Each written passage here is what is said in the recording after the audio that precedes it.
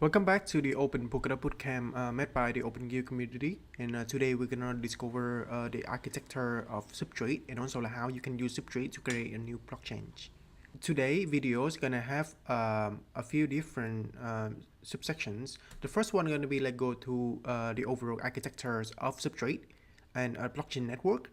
Then later on, we're gonna learn about Substrate architecture of Substrate, like the node, the runtime, and also work through the code of the Substrate node a bit. Then later, I'm gonna use a tool called Pop CLI to create a new blockchain, so that you can also use that on your local and create your own blockchain and run on local. When we want to create a new blockchain, we have to understand what is a blockchain first. So here is a basic architecture of blockchain network. So a blockchain network, especially advanced supercomputer blockchain network like Ethereum or Polkadot or Solana, they have different architecture compared to primitive blockchain network like Bitcoin. In the case of Polkadot parachain or Polkadot blockchain, we have three different core components of the blockchain. The first one gonna be the database layer, or it's also a distributed ledger. Here is we have a structure of linked list of block. These blocks are the atomic structure of the whole blockchain network that store the record of data at that timestamp. And when the next block added to this block, it's used the previous hash of the hash of the previous block. So in that case, the whole network are cryptographically secure. The upper layer of the database layer is the P2P network. This P2P network has multiple nodes that is participate into the network and connect with each other. These nodes are simply your computer or maybe your mobile phone, and it's handshaking and connect with each other to form the P2P network. Runtimes that contains all the core programming logic of the blockchain, such as access management and NFTs or governance. So what is a Polkadot SDK? I think in the previous video you already learned a bit about Polkadot SDK and also the Substrate. But here we also have we're gonna quick go to some key features of the Polkadot SDK. So the Polkadot SDK provide your blockchain an ability to forkless and seamless upgrade. Different from other blockchain like Ethereum, whenever you want to do an upgrade, you have to do a hard fork. In the case of the blockchain built on Polkadot, whenever you want to do an upgrade, it doesn't require a fork. Highly customizable runtime. So Substrate provide you a full set of different library and features that you just add to your blockchain, and it's gonna become a well-functional blockchain with all the functionalities provided from the ecosystem. What is Substrate framework? A blockchain builder tool that allows you to build a blockchain on top of the Polkadot protocol. Polkadot itself is not a blockchain, but it's a layer 0 protocol, sit underlying of the whole ecosystem. And then every blockchain just built on top of it and connect to the whole interoperability hook called a relay chain. Then we have create a new blockchain with Pop CLI, running a Solochain and running a local relay chain parachain network. The difference between a Solochain and a relay chain parachain network is that a Solochain is simply a blockchain that stands alone and this doesn't have to follow the rule of the Polkadot network. However, if they want to use the key features of the Polkadot network like native state security or execution sharding, they have to connect to the Polkadot network as a parachain, connect to a relay chain, and then they're gonna receive all the key features of the Polkadot. So before we move to the architecture breakdown of the Substrate node, we're gonna want to clone the code base first. Here I use one repository that I already forked from Parity called Polkadot SDK minimal template. And on my local, I already clone. You're gonna do git clone the Polkadot SDK minimal template. And here I already clone a Polkadot SDK minimal template to my local, so I don't need to clone it again, but you have to run that command. If you're not familiar with Git, just search on Google how to install Git, and you're gonna there's gonna be a bunch of tutorials guide you to that. So here's the code base of the Polkadot SDK minimal template, and in this code base of the Polkadot SDK minimal template, you're gonna find there's a node, a palette, and the runtimes. And you may wonder what's the difference between the runtime and the node. I think we already go through it in the beginning of the video, right? So here, like the runtime, gonna define all the core programming logic of the blockchain network. That is like the first way, create a new blockchain with like Polkadot SDK. There's another way that using a tool called Pop CLI. Pop CLI is a tool developed by a team in the Polkadot ecosystem called Rogue. Pop CLI is provided an all-in-one tool for Polkadot development. So to install the Pop CLI, you're gonna run this command like cargo install force lock Pop CLI. Or you can also like clone it directly, you install it directly from GitHub. So because I already like installed it on my local, so when you install it, running that command, when you select Pop version, you're gonna notify the Pop CLI version like 0.40. This is my like, current version of the Pop CLI. So when you run the Pop help, it's gonna like provide you some set of command that you can run on the local. Like first is like pop install, like set up the environment for development by installing required packages, or pop new, generate a new parachain, palette or smart contract, pop build, pure parachain, or pop core smart contract. Yeah, there's a bunch of command here that I think like is very useful for like all the whenever you want to develop on Polkadot and using like Polkadot SDK. So here, for example, if I want, if I'm new to Polkadot SDK and I want to create a new blockchain, I'm gonna run like pop new, and then we can like create a new parachain or create a new palette or create a new contract. So I'm gonna run like pop new parachain. So when I run like pop new parachain, it asks me to select a template provider. So I'm gonna like select like maybe pop, and then let's select the type of parachain. I guess like we can choose the asset parachain that configure with fungible and non-fungible asset functionality in the language of Ethereum. Fungible is basically ERC20 and non-fungible is simply like ERC721. So I'm gonna select the asset template, and maybe let's select the latest version of the Polkadot SDK. I specify the spec, I specify the path for it. So maybe the path gonna go to parachain testing. Maybe the parachain template. So the symbol and also like token decimal and the initial endowment.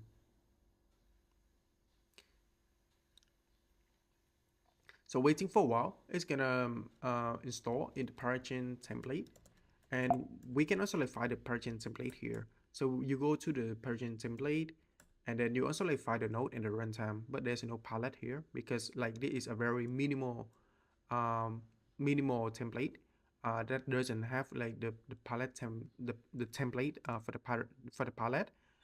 And here when I already opened my editor, and you can also find the node and the runtime in the sidebar.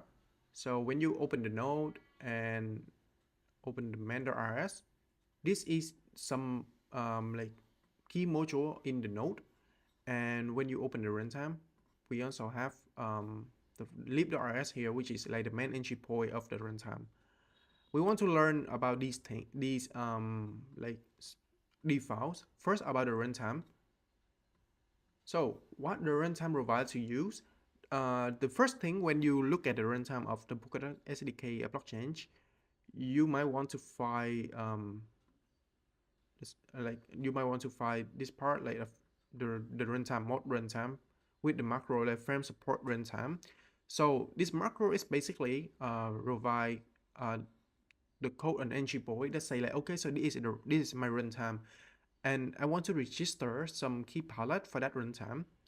And you can see here there's also like some comment that is a like create at the runtime by composing the frame palette that were previously configured. The two steps to add a new palette would be register a new palette to this runtime module, and then like you have to configure the palette, provide like some necessary variables, and so like some parameters to that palette for it to work. And for example, like a very basic parachain system gonna have some these key palette. The first one gonna be the system and parachain system timestamp and parachain info. About monetary stuff, we're gonna help with balances and transaction payment. Balances basically provide the ability of managing the native token for your blockchain, and transaction payment basically like wrapping the transaction with some set of like fee requirement.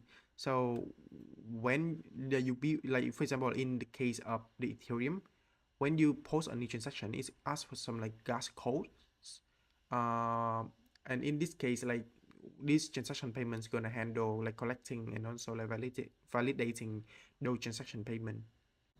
Then asset, because we choose the asset template for our parachain, so we have like the NFT and NFT fractionalization and an asset. NFT, I think I don't have to explain about it. This palette provides you all the functionality to manage the non-fungible tokens on the blockchain, and the asset like provide you all the ability to manage the ERC20 tokens on your blockchain. And for that is like the core part of the runtime. There's also a few other things, but these things are just simply some like constant variables that we don't have to care about this yet. Depending on the configuration of the palette, you're gonna like need to provide like maybe like you want to define like some specific constant variable for it. There's another one would be the version. So the runtime version, this one is also important. When you want to do a runtime upgrade, you have to update the version of your runtime. So like on the node that using this runtime gonna like synchronize with the version of the runtime. Otherwise, like they're gonna be like deprecated in the functionality of the runtime. The another important point that I would say is the side extension. So a side extension basically wrapping your transaction with like some specific some special logic. For example, here check non-zero sender. So we don't want the sender of the transaction is like from the zero, like the zero address, the address that only have zero. We don't want that, so we have to add this to wrap our transaction.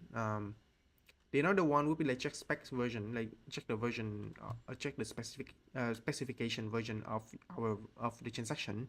I think it is related to the version that we just mentioned before. The another one would be check genesis, check error, check nonce. These also like some basic attribute of one transaction in the blockchain. We just mentioned about the transaction payment, right? So this palette like transaction payment is also provide its own like side extension called like charge transaction payment. And when you add this like charge transaction payment to your transaction, it's gonna like handling the validations and also like charging the user from like submitting just that transaction to the runtime. So that is the basic architecture of the runtime. When you look at the config, you can also find the config of the asset. And here you also like learn like how you can like configure the palette. So like for the palette to work after the registration of the palette in the runtime module, you need to configure and provide like some key, provide like the parameter to the palette. For example, like the data type of the item ID, and also the limit, some key limit for the attribute, the value limit of the attribute, the approval limit, the limit of like the total approval that one item can get. That's just basically like some basic functionality of the NFT on Substrate. Or you can also find palette asset here, like how you can like configure the ERC20 palette on like using the Substrate. That is like the architecture of the runtime. Now we go to the node. So what does the node provide? The node provide you a transpect, the CUI, the command RPC and services and service. This man is like the main entry point when like you compile the node to the binary. Let's run like the command and run like command run. And like the command here is basically like provide all the command for when you like compile your node to the binary, that you can run all these command to maybe like run the node, or also like clean the node or something. So I want to talk the first thing about the transpect, and the another thing about the RPC and also like the service. So the transpect is like the trans specifications of your node. Why you need a transpect? So the transpect is special because like it's define like some initial state for your blockchain on initialization. When the blockchain launch, it has the first block. The first block we're gonna call it a genesis block, and this genesis block gonna like initialize all the necessary state for your blockchain. So let's say like if I want my blockchain some set of accounts called maybe like call like Alice or Bob with like some set of the amount for these accounts. So I want to provide out those account in the chain spec and also like specify the value for them. So when you look at the chain spec file, you're gonna understand like what it means.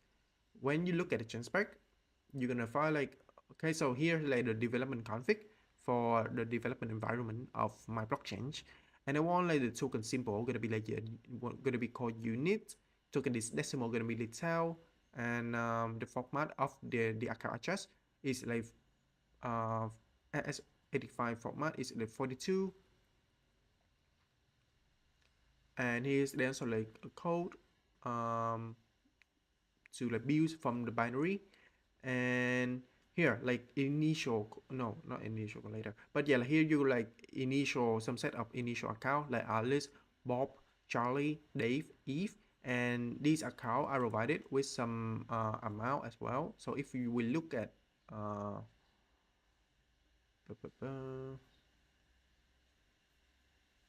yeah,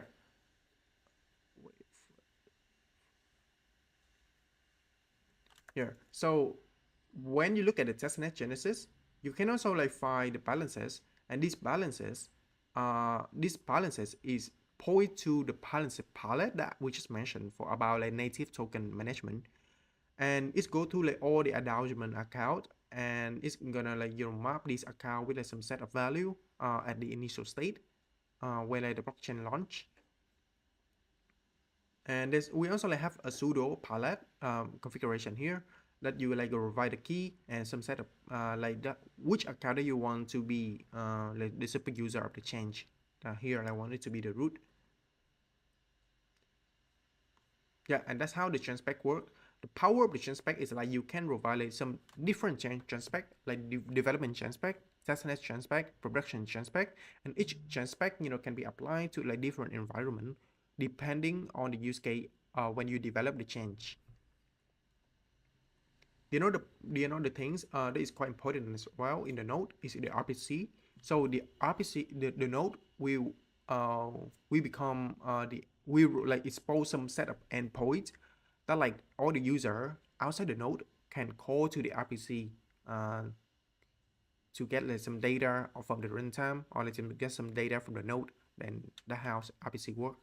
And that is the basic architecture of the node. And we're gonna go back to our guidebook a bit.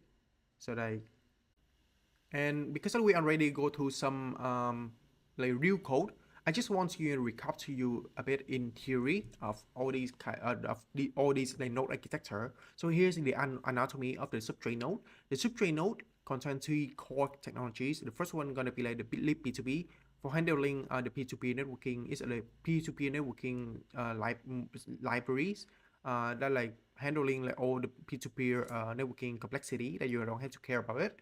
WebAssembly, the node itself is also have a WebAssembly executor. They're gonna execute the compile WebAssembly block of the runtime. Or we also have the RenPar module that handling the block finalization. And here we have the architecture of the node that you can see. The runtime gonna sit on top of the node. Then you have the WebAssembly compiled to the WebAssembly. Then like the consensus layer on the underlying layer, and it's on top of the lib P2P for handling the networking. And then also they provide like some description here that like remember to read it so that you can understand about like the node architecture correctly. And thank you, and that is the end of this section.